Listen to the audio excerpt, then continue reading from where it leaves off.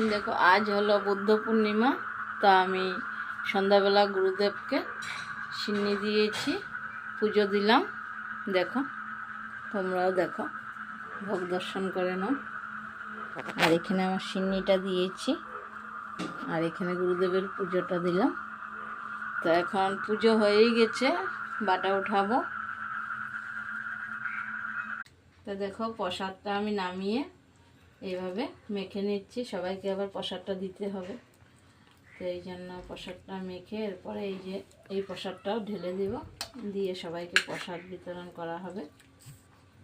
অনেক সময় লেগে যায় প্রসাদটা করতে, অনেক ঘন হয়ে গেছে, এই জন্য আমি আর একটু দুধ দিয়ে দিই।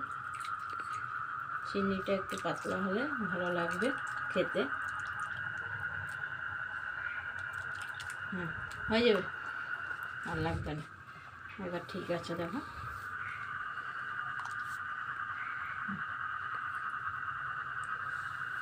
এবার বাটিলাম। তো এখন প্রসাদগুলো আমি বাটিতে বের করে সবার জন্য পাঠিয়ে দেব। দেখো সবার জন্য বাটি এভাবে নিয়ে নিলাম, অনেকগুলো ঘর আছে তো প্রসাদ দিতে হবে।